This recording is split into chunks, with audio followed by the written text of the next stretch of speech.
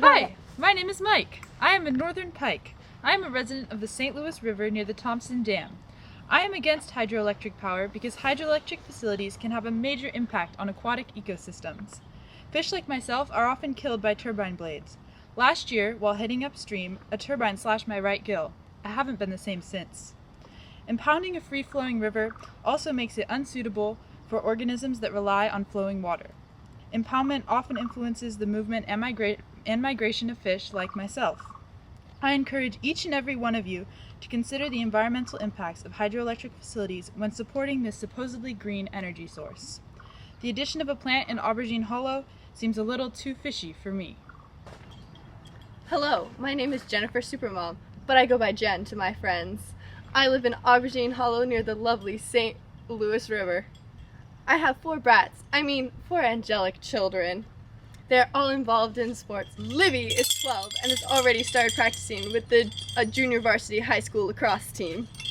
We don't care about the other kids. Livy is the real star compared to all of them. I am president of the PTA and am exasperated by the addition of the hydroelectric power plant to Aubergine Hollow. According to my bookkeeping, it will not be beneficial to the economic status of our community and jeopardizes our homes due to the possibility of flooding. If you're interested in learning more, I issue the Aubergine Cadet, a weekly flyer that highlights the problems facing our town. Yes, I need that ASAP.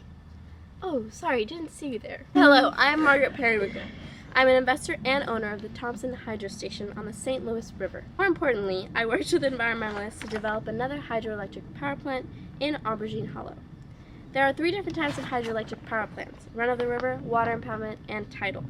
The Aubergine Hollow plant will be a run-of-the-river system due to the proximity of the St. Louis River. As a successful businesswoman, I am sponsored by Starbucks on the paleo diet and frequent Ann Taylor. If you're interested in how to balance work and play, consult my blog at Working Woman H2O. I will be telling you about the economic benefits of hydroelectric power, specifically in Aubergine Hollow. Thank you. Hi, my name is Gail Birchwood. I like to fill myself with positive energy, and I would like that energy to seep into the residents of Aubergine Hollow. Hydroelectric power is considered a renewable energy source and does not emit any harmful chemicals into the air or water. When I woke up this morning, I stepped out of my yurt at the base of Chesapeake Mountain, took a deep breath of the clean, fresh air, and felt content. I knew that the energy I supported was clean, just like the energy from the souls of the innocent creatures surrounding my home. As a Sagittarius, I feel like it is my duty to be the protector of this planet. I am the centaur of Aubergine Hollow.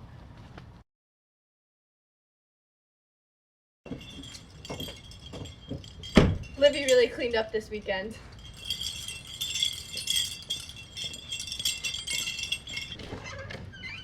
Yes, I understand that is a really big problem. Like I said earlier, the addition of a hydroelectric power plant would not be beneficial in my town. A hydroelectric power plant not only cost a ton, but it would cause droughts and flooding. You seem to have very little knowledge on the functions of a hydroelectric power plant, let alone its benefits. A hydroelectric power plant captures the kinetic energy contained by moving water and uses it to turn a turbine. The water is used and put back to its origin, therefore droughts are not an issue. The turbine transforms the kinetic energy of water or steam into electricity, which is then exported to the electrical grid via transmission lines. The amount of electricity that can be generated at any particular hydroelectric power plant depends on the flow rate and the vertical distance the water falls. The greater the vertical distance, the higher the flow rate, the more electricity that can be generated. There are 3 types of hydroelectric power plants: run-of-the-river, water impoundment, and tidal. But what even are those 3 systems? Well, in a run-of-the-river system, H2O is retained behind a low dam and runs through a channel before returning to the river. A water impoundment system is the storing of water in a reservoir behind a dam. It is the most common method of hydroelectricity generation, electricity on demand. By controlling the opening and the closing the gates, the dam operators determine the flow rate of water and therefore the amount of electricity generated. A tidal system is the movement of water driven by the gravitational pull of the moon. Gates and turbines are used to capture the kinetic energy of water flowing through estuaries, rivers, and bays and convert it into electricity. But what about my home? In order to form a water impoundment system, a free-flowing river must be held back. The resulting reservoir would flood hundreds of homes and force people to relocate. The Three Georges Dam displaced more than 1.3 million people. I am not moving my 4 kids, especially Livy, to a new town. This is why we will be implementing a run-of-the-river system, not a water impoundment system. This system will not cause the threat of flooding. This system will be beneficial due to the proximity of the St. Louis River. Okay, that is fine and great, but what about the cost? It costs millions and billions of dollars to create a hydroelectric power plant. Yes, that is true. The building of a hydroelectric power plant is very expensive. However, once it is built, it requires very low maintenance and the minimal amount of fossil fuels, which saves money. The long run is beneficial and worth the money.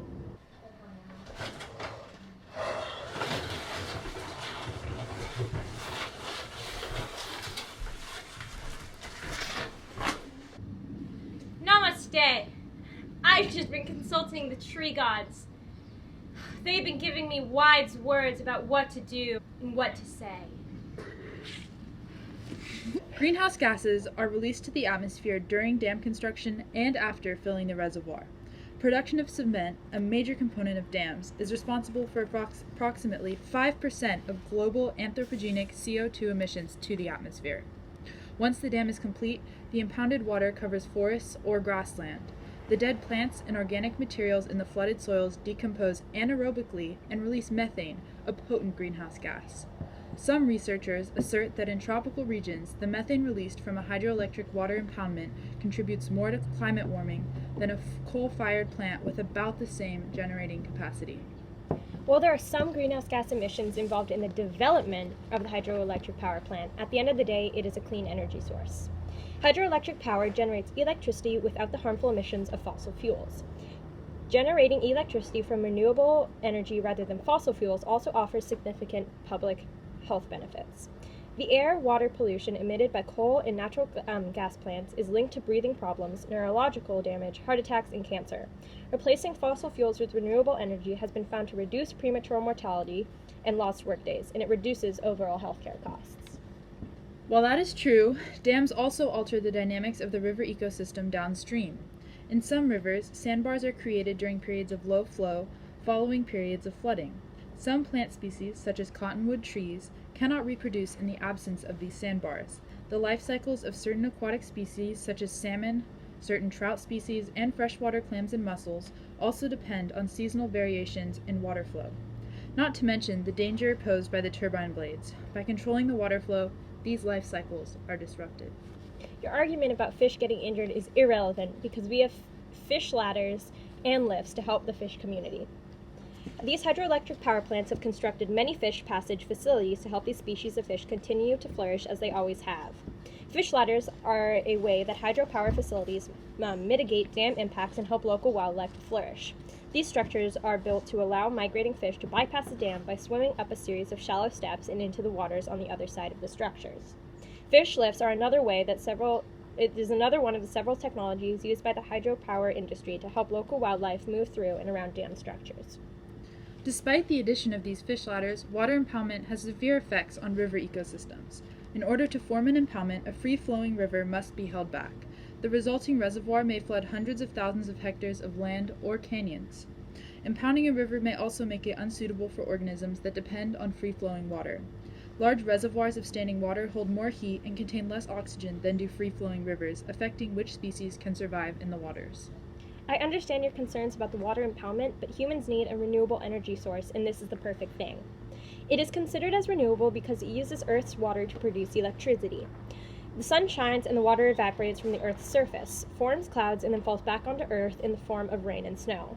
This implies that we can't use it up and we don't have to worry about it becoming more expensive because of scarcity.